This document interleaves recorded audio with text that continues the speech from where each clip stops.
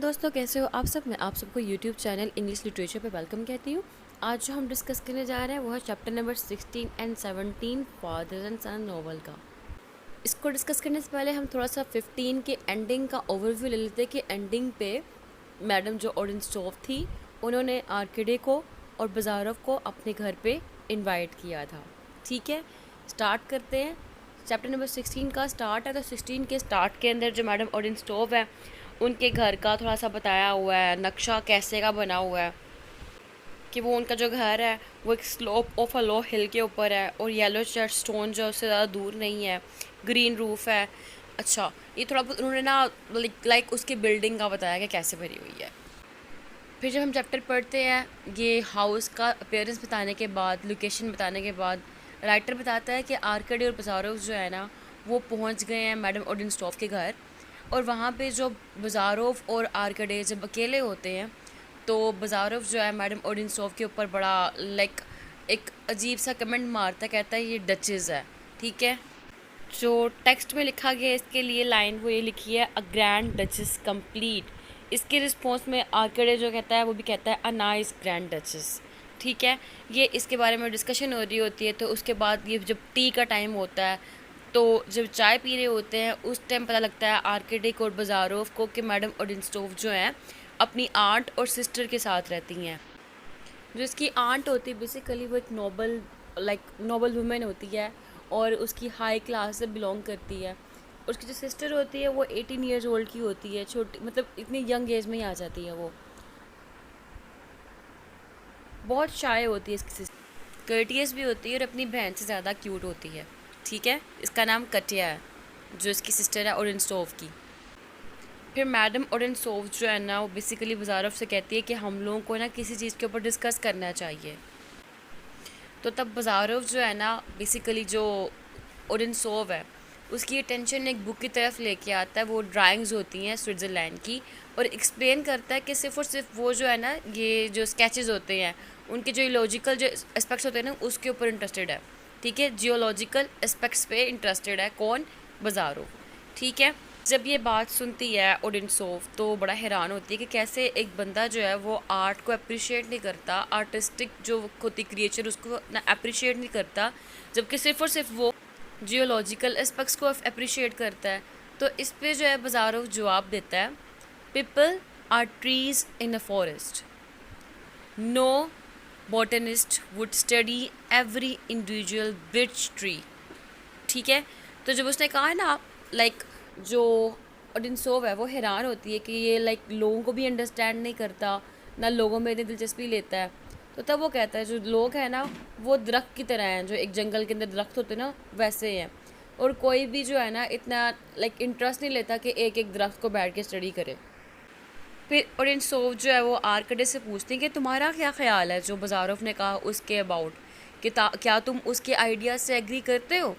तो आर्कडी कहता है मैं जितने भी बाजारोव के आइडियाज़ हैं उन सब से एग्री करता हूँ।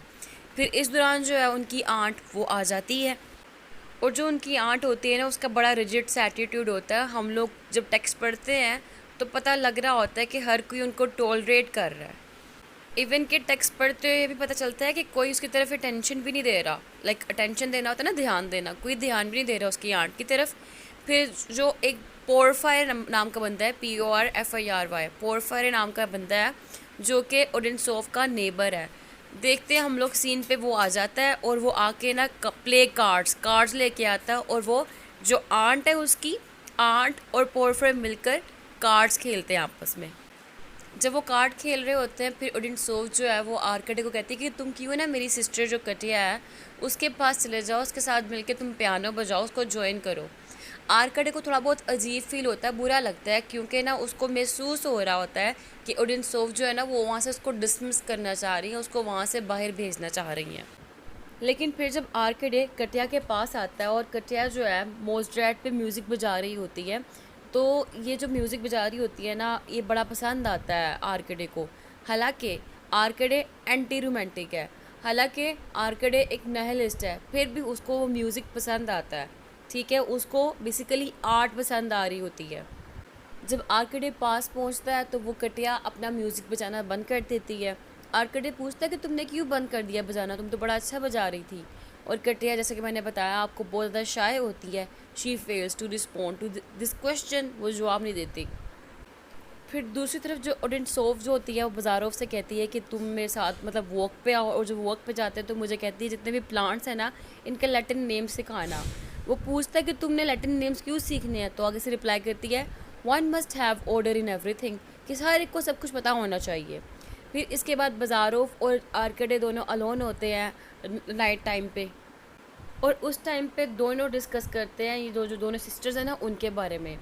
जो आर्कडे होता है ना बड़ा मैडम ओडेंसोव को आइडियलाइज़ कर रहा होता है, उसकी तारीफ़ कर रहा होता है, लेकिन बाज़ारोव जो है ऑन द अदर हैंड कहता है जो ओडेंसोव है ना वो इतनी कोई अच्छी चीज़ नहीं है जितनी अच्छी चीज़ कटिया है।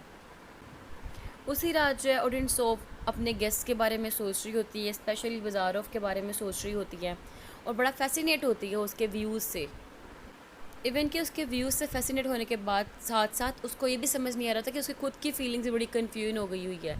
ठीक है, बड़ी कन्फ्यूजिंग वाली फीलिंग्स हैं उसकी खुद की, क्योंकि उसको खुद समझ नहीं आ रहा वो कहीं ना कहीं बाज़ारों से बड़ा अटैच हो गई है। और इसके बाद जो है नेक्स्ट मॉर्निंग बाज़ारोव और ओडेंसोव दोनों जाते हैं बॉटनी की स्टडी करने के लिए, जबकि आर्कडे जो है वो कटिया के साथ घर पे रहता है। और फिर काफ़ी टाइम बाद जब बाज़ारोव घर आता है तो आर्कडे से मिलता है, उसे ना मतलब गले लगाता है, लाइक हम लोगों ने अभी तक सारा दिन एक दूसरे को देखा ही नहीं। यहाँ पे हमारा चैप्टर नंबर 16 तो एंड हो जाता है, लेकिन साथ ही चैप्टर नंबर 17 शुरू हो जाता है। और चैप्टर नंबर 17 के अंदर हम देखते हैं कि लाइक 2 वीक गुजर गए हैं और आर्कडी और बाज़ारोव ना बड़े हैप्पीली रह रहे हैं मैडम ओडेंसोव के घर। और राइटर ने मैडम ओडेंसोव के घर के लिए ना ऑर्डरली हाउस होल्ड लिखा है, जिसका मतलब क्या है कि उसके घर के अंदर हर चीज़ जो है सिस्टमैटिक वे में होती है, एक ऑर्डर है, एक बैलेंस है। और बाज़ारोव जो है ना इस ऑर्डर को लाइक नहीं करता, वो कंप्लेन भी करता है, कहता है कि यहाँ पे जो स्ट्रिक्टली आपने रूल्स एंड रेगुलेशन लिखे हैं ना ऐसा लगता है जैसे सारा कुछ वॉयलेट कर दिया उसने, सेंस ऑफ डेमोक्रेसी को तबाह करके रख दिया उसने। लेकिन उस पर ओडेंसोव जो है ना वो अपना ऑपोजिट व्यू दिखाती है और कहती है कि जो एक बंदा कंट्री में रह रहा है ना, अगर वो विदाउट ऑर्डर रहे, विदाउट बैलेंस रहे, तो उसकी लाइफ जो है वो बोर्डम, लाइक पूरी लाइफ फुल ऑफ बोर्डम ही हो जाए। इसी के साथ हम देखते कि जहाँ आर्कडे को मैडम ओडेंसोव पसंद है, लेकिन वहाँ पे उसको ज़्यादातर टाइम जो है ना कटिया के साथ स्पेंड करना पसंद है, क्योंकि वो कटिया के साथ दोनों यंग जो पीपल है ना, आर्कडे और कटिया, ये दोनों जो यंगर है ना, ये क्या करते हैं मिलकर पियानो बजाते हैं, स्टोरीज़ पढ़ते हैं, नेचर को ऑब्ज़र्व करते हैं।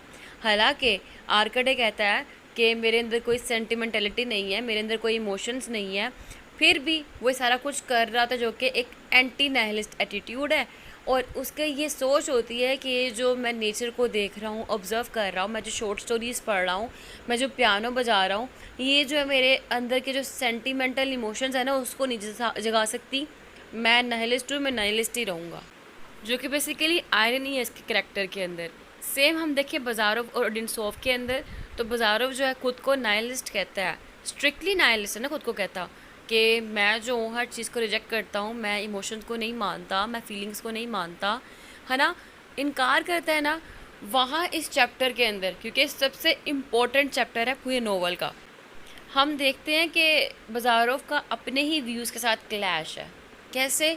जहाँ एक तरफ वो पेवल का मजाक उड़ा रहा था ना, वहाँ पर दूसरी तरफ सेम इमोशन इसके अंदर भी आ गए।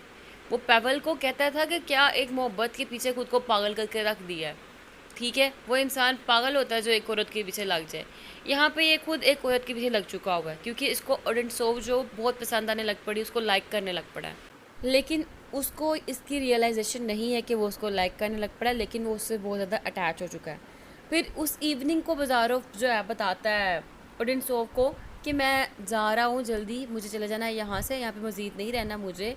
तो ये चीज़ जो है ना बड़ा ओडेंसोव को सरप्राइज़ करती है, और उस टाइम पे ना वो उसको रिकॉल करवाती है कि तुमने मुझसे प्रॉमिस किया था तुम मुझे केमिस्ट्री पढ़ाओगे और दूसरे मामला में मेरी हेल्प करोगे।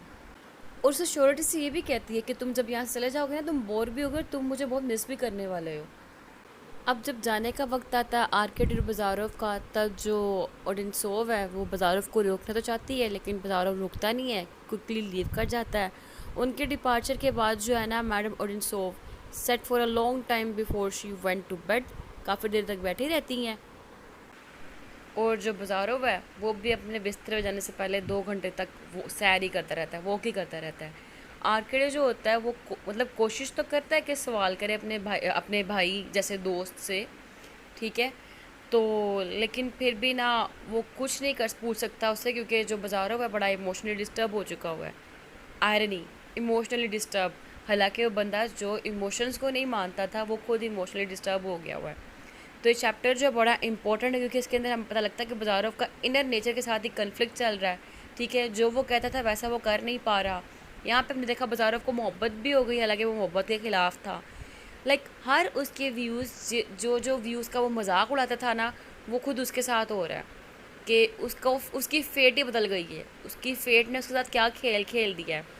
और सेम चीज़ आर्कडे के साथ भी हुई है कि आर्कडे जो है सोच रहा था खुद को कि उसको ऑडियंस पसंद है, हालांकि वो एक्चुअली में कटिया को पसंद करने लग पड़ा था। और उसको इस चीज़ की रियलाइजेशन भी होगी आगे जाकर, क्योंकि उसको कटिया की कंपनी बड़ी पसंद आ रही थी।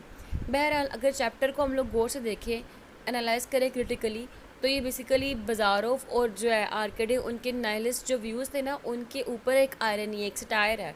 किस तरह से खुद को वो नाइलिस्ट कहते हैं, लेकिन फिर भी जो है ना वो इतने ज़्यादा नाइलिस्ट नहीं है। हालांकि बाजारोव हम लोग को स्ट्रॉन्गली नाइलिस्ट करेक्टर दिखाया गया, लेकिन उससे भी ज़्यादा जो स्ट्रॉन्ग नाइलिस्ट हमारे सामने आया ना, वो ओडेनसोफ का करेक्टर है। क्योंकि ओडेनसोफ जो है वो अपने फीलिंग्स पे कंट्रोल करना जानती है, वाइल बाजारोव जो है वो कंट्रोल नहीं कर पाया। यहाँ पे हमारा चैप्टर हुआ and. Thank you so much for watching our video. Please subscribe our channel. दुआओं में याद रखिएगा। अल्लाह हाफिज़।